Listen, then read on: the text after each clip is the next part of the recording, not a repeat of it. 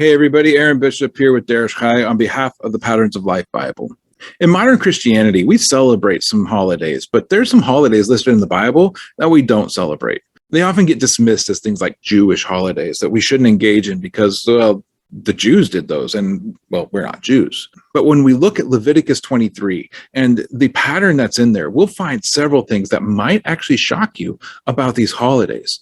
First thing, they're not Jewish at all. Let's take a look at it and see what it says.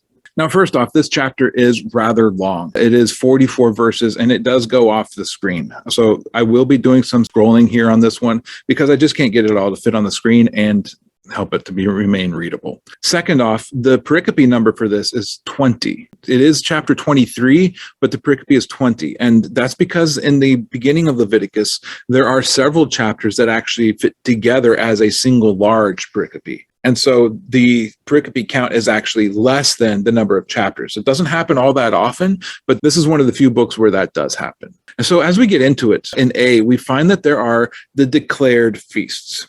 These are the declared feasts. Now, when we call them Jewish feasts, we actually misquote the Bible because these are not feasts of the Jews. It says it right here. These are feasts of the Lord. They're God's feasts. They're not Jewish feasts. They're his feasts. And these were the feasts that he gave the people. Now, they've seemed very odd to modern Westerners. They're very disconnected from our lives. They're disconnected from our culture. And they feel weird. They feel odd. And that's okay. If you do more study into them, you'll actually find that these feasts are packed full of prophetic meaning. So in A prime, again, we see that. These are the feasts that God has declared for you. And these are, very last lines of it, these are the feasts of the Lord. These are God's feasts. They're not Jewish feasts. Now, that word that's translated as feast is the word moed or moedim.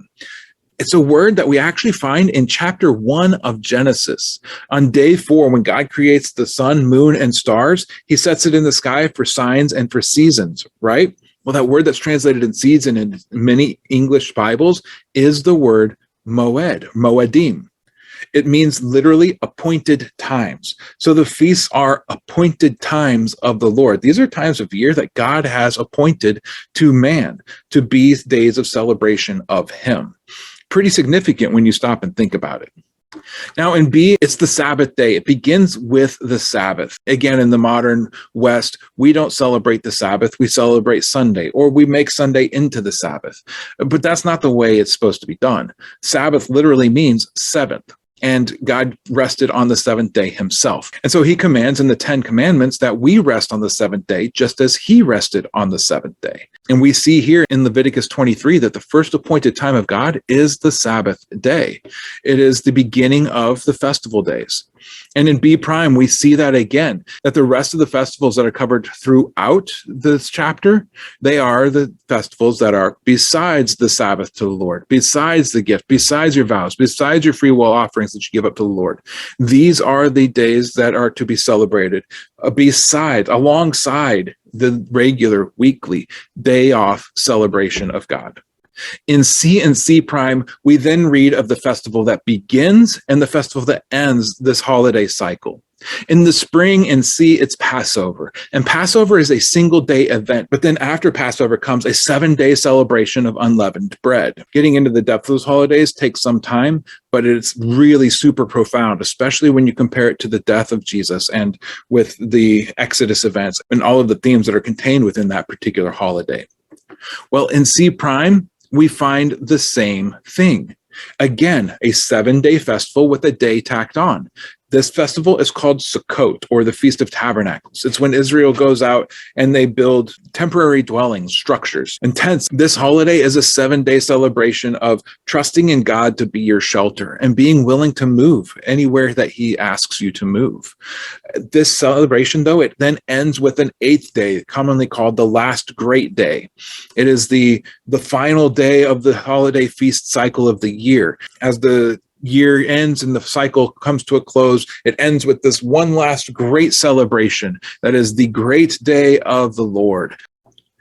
In D and D prime, then, we read of a type of Sabbath. Now, in D, it's a special Sabbath that occurs during the week of matzah, during the week of unleavened bread. So you have Passover that can be on any day of the week. And then during the week, there's going to be a Sabbath someday during the week. The day after that day, there was a special ceremony that was to occur in which first fruits were to be brought in from the field and were to be offered as a wave offering to God. And from that day began the count, 50 days to the next holiday. And that day after the Sabbath is a very significant day because we celebrate it today. It's Easter. That's the day that Jesus rose from the dead as the first fruits of the resurrection. And it's been here in Leviticus 23 this entire time, this day of celebration of the first fruits being raised up before God. It's always been in Scripture. It's right here in the book of Leviticus. And in D prime, we read of a special holiday, one that's called Yom Kippur, or the Day of Atonement. This day is a day of fasting. It's a day of affliction. And it is the only holiday that's listed anywhere in the Bible that is itself called a Sabbath. All of the other holidays, they have days of rest that are connected to them. Only Yom Kippur is itself a Sabbath. It's the only Sabbath in the entire year that can fall on any day of the week. And it's seen almost as Judgment Day. It's the day when you go before God and your soul passes through judgment. Again, we see Jesus right here in the book of Leviticus because he is our atonement. He is the atoning sacrifice. He is the one who has paid for all of our sins. In E and E prime, we read of two other festivals. In E, it's the festival of Shavuot. It's a word that means simply weeks because you count 7 weeks plus 1 day. 7 weeks plus 1 day is 50 days. 50 days from the day when that sheaf of grain was waved as an offering. And what happens on that day? What's 50 in Greek? It's Penta. It's Pentecost. Shavuot is the festival of Pentecost. When the disciples were in Jerusalem in the upper room in Acts chapter 2 on the day of Pentecost, they weren't just happened to be in Jerusalem. They didn't just happen to be people from all over the world in Jerusalem on that day. It was a day that was a recognized celebration, a recognized festival day that had existed for thousands of years already at that point. The festival of Pentecost, again, it's been right here in Leviticus all this time. And in E prime comes a day that's actually kind of odd. It's called the Festival of Trumpets. Sometimes people will refer to it as Yom Teruah. In Judaism, it's celebrated as Rosh Hashanah. It's seen as the beginning of their civil calendar. Our civil calendar begins in January. Their civil calendar begins in the fall, in the beginning of the 7th month, named Tishri on their calendar.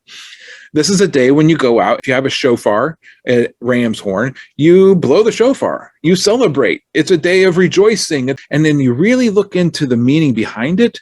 It's the day that is the coronation of the king.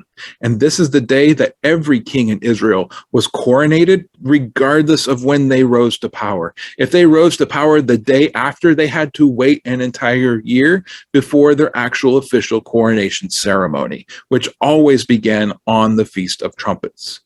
So this day is the celebration of the king, the arrival of the king, the elevation of the king, which is a significant event when Jesus is your king. And then in F, right here in the midst of all of these festivals, we get a line that has absolutely nothing to do with the festivals. And when you reap the harvest of your land, you shall not make clean riddance of the corners of your field when you reap. Neither shall you gather the gleanings of the harvest. You shall leave them to the poor and the stranger. I am the Lord your God.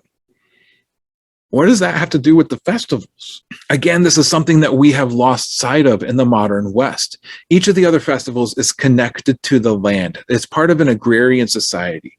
Passover is connected to the harvest of the barley. Pentecost is connected to the harvest of the wheat. And the fall feast, they're the celebration of the harvest of all of the other wonderful things, the grapes, the melons, the leeks, the cucumbers, all of the crops that have been ripening all year that you just spend hours and days out in the field gathering in and bringing into storehouses and canning and pickling and whatever you do to preserve them. This was the celebration of that harvest. And so all of these festivals are connected to a harvest. And so this reminder in the middle is that when you go out to the harvest that's connected to these festivals, don't be greedy. Leave some behind for those who don't have. And in this, we see the heart of the festivals. They're not just for some people. They're not just for the rich. They're not just for the wealthy. They're not just for those who can afford to make it. These days are to be celebrations for everyone. No one should be sad on this day because they don't have a meal. No one should be sad on this day because they're hungry and their stomach is eating itself. No one should be skipped out on these days. Everyone should be included, and everyone should be lifted up out of their poverty, if just for a day. There's a compassion connected to these feasts. And so when we get to this book of Leviticus and we read this chapter, we find something else that's extremely profound that's hidden in this chapter that we catch sight of simply because of these patterns. At the beginning and the end, in A and A prime, there is a connection to loving your God. These are the festivals of the Lord. These are his feasts. You should do them out of love for him. And then in the very center, we see that these festivals aren't just about him. These festivals are a way to love your neighbor. Love God, love your neighbor. All of it's encapsulated together in this chapter of Leviticus that tells us about these strange feast days that we never interact with. Why? Tradition. But when we do begin to interact with these festival days, we find there is a power to them. There is a profound nature to them. There is prophecy within them. The themes that are in them tell us of Jesus. They tell us of his ministry. They tell us of what he came to do and what he is yet to come to do. These feasts, they inform us, they teach us, they give us reason to celebrate, and they are a foundation for faith, and they are based off of the greatest commands. Love God, love your neighbor. It's right here in the book of Leviticus. If only we didn't skip this book because it's so boring.